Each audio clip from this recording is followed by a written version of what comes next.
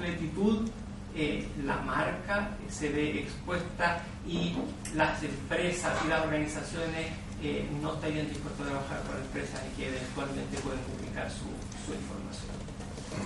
En particular, probablemente muchos de nosotros hemos estado en épocas más tempranas de nuestra vida laboral o algunos más recientes, expuestos a muchos procesos de selección. Y probablemente cuando uno sale de la universidad uno está expuesto a 6, 7 procesos de selección y es muy difícil porque uno está en un momento en que esa información es muy complejo de que pública, y esa es la razón. Sí, nuestros antecedentes curriculares, que he trabajado, la edad, una serie de elementos, la experiencia profesional, esa información sí está disponible muchos antecedentes, y probablemente la persona también tiene que autorizar a que se publique ese tipo de información, pero por eso en otras experiencias no hay problema de publicar porque es una información efectivamente pública, pero no los juicios profesionales que se hacen respecto de materia específica. ¿Repite la pregunta? Básicamente no están dentro de regulación antigua de la empresa y si lo hicieran, entregaran esa información, estarían violando más no solo la ley, sino que el contrato que establece con nosotros. Respecto a este punto. Sí, yo la verdad que no entiendo un poco por qué hace mención a la ley. Yo tengo entendido que justamente la... Recuerdo, sí. Pero respecto a la pregunta, tenemos clara la distinción entre nosotros respecto a eso. Yo tengo un comentario que hacer. La subjetividad de los informes que tú te refieres que un día puede ser blanco y otro día negro. Bueno, está claro que no puedes elegir a alguien con ese tipo de subjetividad. Tú tienes que elegir a alguien con objetividad, no con subjetividad. Y aquí lo que se está pidiendo son antecedentes objetivos. Y por lo que dice el representante de Deloitte, por lo subjetivo, al parecer no se puede elegir a nadie, porque un día puede ser A, otro B, depende del psicólogo, puede ser C, D.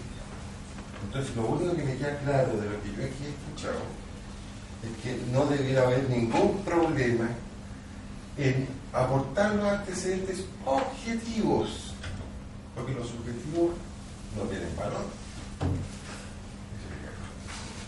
A ver, consejeros, ¿tenemos alguna otra inquietud que surgió? Una pregunta.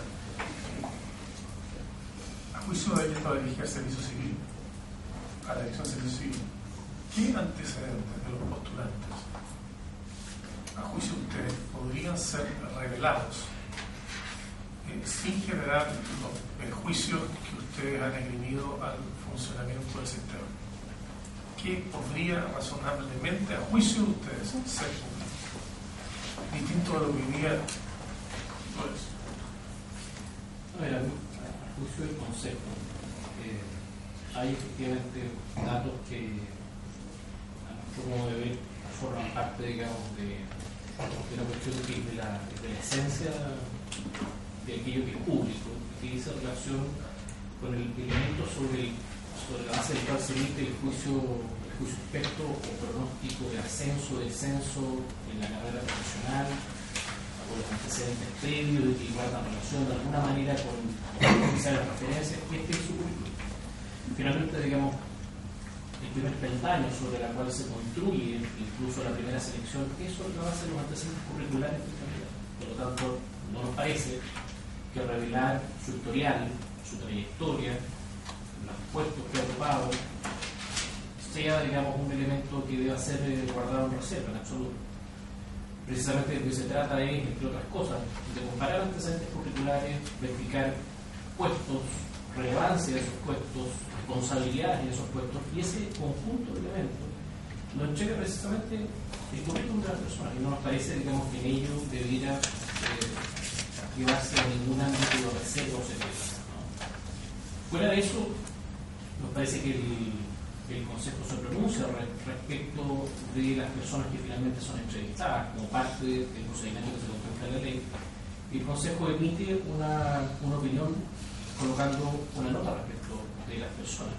A nosotros nos parece que la persona seleccionada que va con una nota no parece tampoco, digamos, haber motivo alguno para mantener en reserva la nota que el Consejo coloca. y eventualmente algunos fundamentos que justifican la misma, ¿no?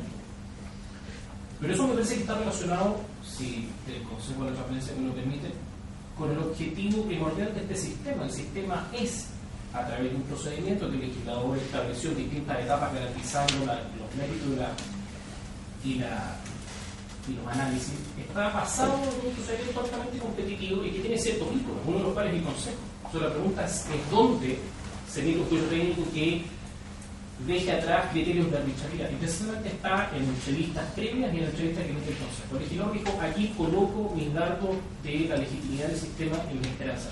No es un objetivo, y quiero clarificar eso, no es un objetivo del sistema de intervención pública retroalimentar a las personas que vienen. Este sistema fue diseñado y concebido para seleccionar a los mejores en un procedimiento competitivo que basa su criterio en elementos técnicos de juicio experto, que es lo que llama subjetivo. El juicio experto por definición es subjetivo, pero se basa en un conjunto de test proyectivos que no tienen nada de subjetivo. Pero nuestro rol no es atender a las personas para decirles por qué perdieron.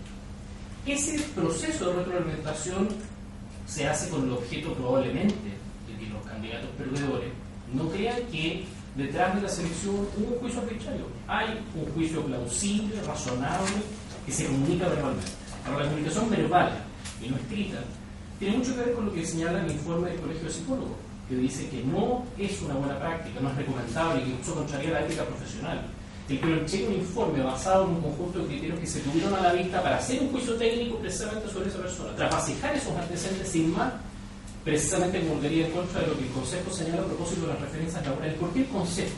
Ustedes dijeron que las referencias laborales no debían ser entregadas, porque entonces la divulgación generaría incentivos perversos para que ese juicio experto fuese mucho más descarnado, que es precisamente lo que ya querían el proceso de selección. Exactamente la misma razón milita a favor de no colocar en estos informes el elemento descarnado del que estamos hablando. Es justo, consejero, que no haga preguntas que no podemos responder.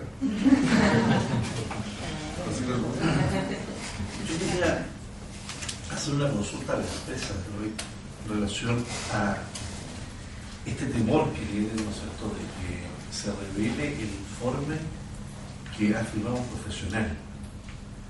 Porque no me queda claro eso. Porque eso, ¿por qué? A ver, en primer lugar, porque ese informe uno tiene que ser entendido y leído en su completitud. Ese informe obedece al mandato que nos encargó, en este caso, Servicio Civil. Pero el informe establece una cierta forma que no fue definida, pero no establece todos los parámetros que hay detrás. Por ejemplo, en qué minuto del tiempo o cuáles fueron las solicitudes expresas del perfil. Hay una cierta característica del perfil, sí, pero debería ser mucho más preciso en una serie de elementos para decir: se hizo en este contexto, en este momento en el tiempo, se aplicaron tales proyectivos, se hizo tal evaluación de tales características.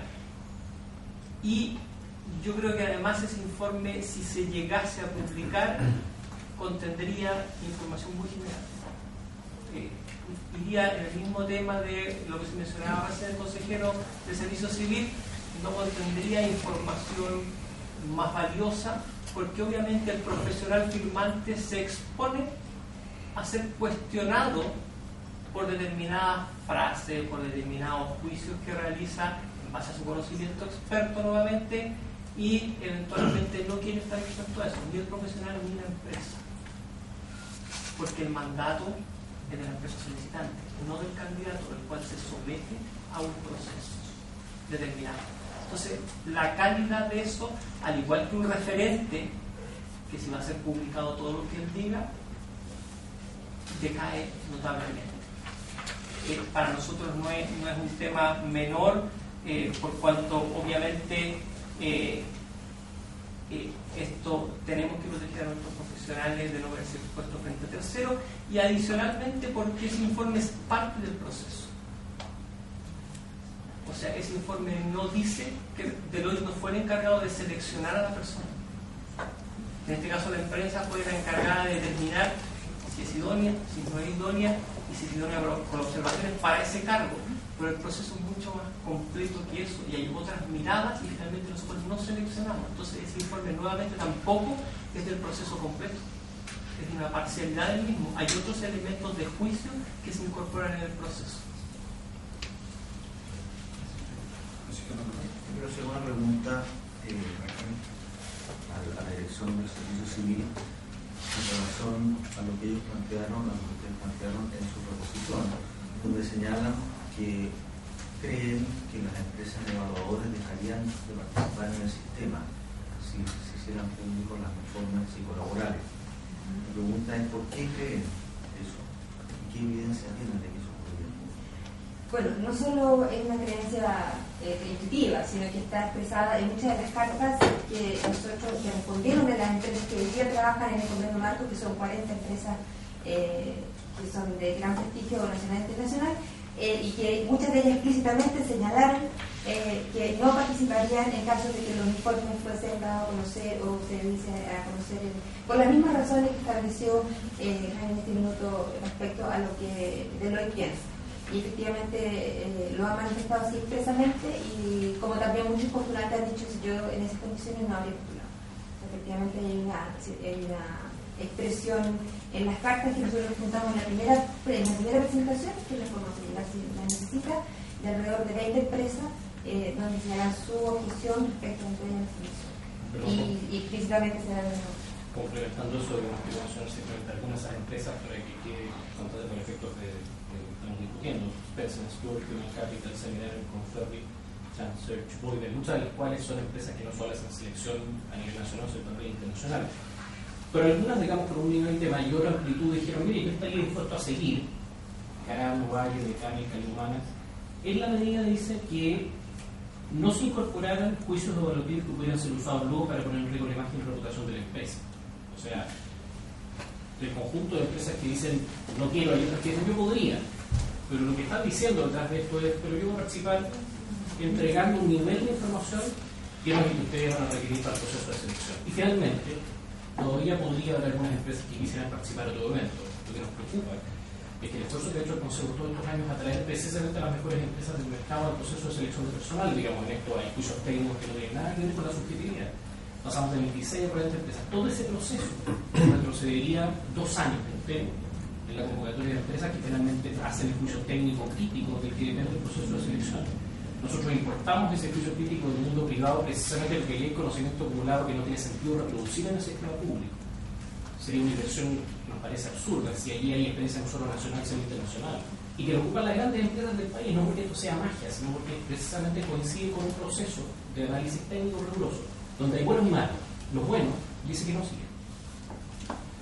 Bien, hemos terminado, consejeros, con las inquietudes. Como dije al comienzo, vamos a dar un último espacio de entre 3 y 5 minutos cada uno de ustedes para respecto a si puede hacer algún comentario que le haya quedado pendiente. Me gustaría partir con la señora Villar.